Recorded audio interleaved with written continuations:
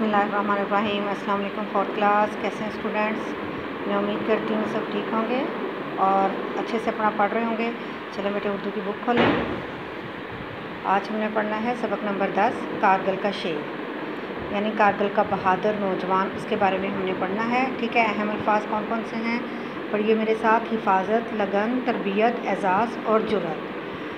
चले हम अपनी पढ़ाई का आगाज़ करते हैं। 1 जून 1970 को खैबर पख्तूनख्वा के इलाके स्वाबी में एक बच्चे की पैदाइश हुई, यानी एक बच्चा 1970 को खैबर पख्तूनख्वा के इलाके खैबर पख्तूनख्वा क्या है, एक सूबा है, उसके एक शहर में एक बच्चे की पैदाइश हुई। एक बच्चा पैदा हुआ स्वाबी में।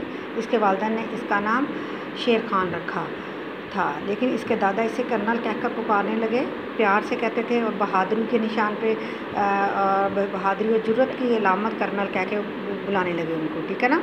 वो पाक फ़ौज के एक दलेर कर्नल शेर खान से बहुत मुतासिर थे। उनके दादा बहुत मुतासिर थे, इसी वजह से उन्होंने अपने पोते को कर्नल कह के पुकारना शुरू कर दिया, जिसने कश्मीर के एक हिस्से को आज़ाद करवाते हुए दुश्मन फ़ौज के छक्के छुड़ा दिए। वो चाहते थे कि शेर खान भी इसकी तरह बहादुर फ़ौजी बने और अपने मुल्क की हिफाजत करे, इसीलिए उन्होंने शेर खान के नाम के साथ कर्नल का इजाफ़ा कर दिया। कर्नल शेर खान बचपन ही से बहुत बहादुर और अपनी हमजोलियों को अंडरलाइन कीजिए, हमजोलियों यानी अपने साथियों से बहुत मुख्तलिफ था। हम उम्र साथियों में कोई इसे कर्नल कहकर पुकारता तो इसके दिल में पाक फ़ौज में जाने की तड़प मज़ीद बढ़ जाती, यानी उनके दोस्त कभी उसको कर्नल कहते तो उसका दिल करता कि वाकई मैं फ़ौज में चला जाऊँ और कर्नल बन जाऊँ।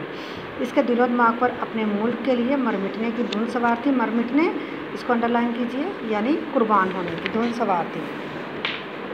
कहते हैं कि अगर लगन सच्ची हो, यानी अगर आपकी लगन जो है, आपकी कोशिश जो, आपका जज्बा है वो सच्चा हो तो रास्ते खुद ब खुद बन जाते हैं। कर्नल शेर खान ने स्वाबी ही में तालीम हासिल की और पाक फ़ज़ाइया में हवाबाज़ की हैसियत से भर्ती हो गई।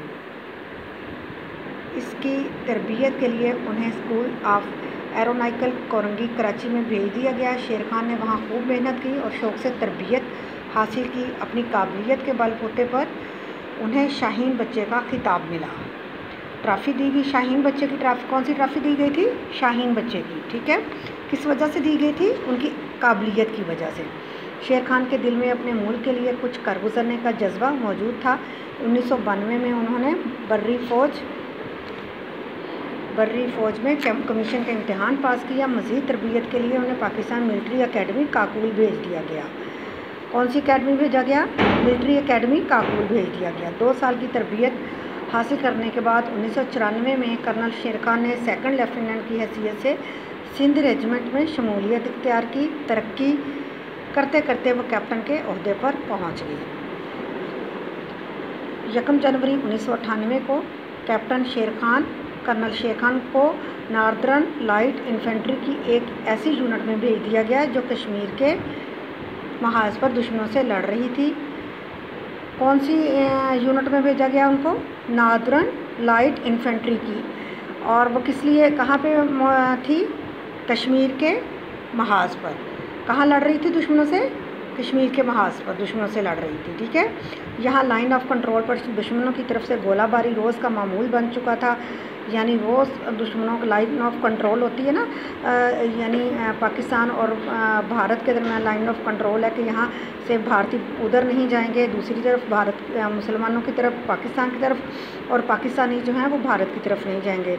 लेकिन वहाँ पे रोज़ उनकी गोलाबारी, रोज़ लड़ाई झगड़ा वहाँ पे रहने लग गया। मई 1999 में कारगिल की झड़पों का आगाज़ हुआ तो कैप्टन कर्नल शेर खान वहाँ पहुँचे। वो इस महाज पर बहुत जुर्रतमंदी, बेबाकी यानी दलेरी और बहादुरी से लड़े। कर्नल शेर खान ने सख्त सर्दी की परवाह किए बगैर 17,000 फीट बुलंद बर्फ़पोश चट्टानों में 5 फ़ौजी चौकियाँ कायम की। ये चौकियाँ दुश्मन के अज़ाइम को नाकाम बनाने में बहुत मुफीद साबित हुई। मुफीद यानी कारआमद साबित हुई। इन चौकियों की बदौलत ना सिर्फ दुश्मन की पेशकदमी रुक गई थी, बल्कि हर बार हमले में उन्हें मुंह की खानी पड़ी थी, यानी उन्हें शिकस्त हुई।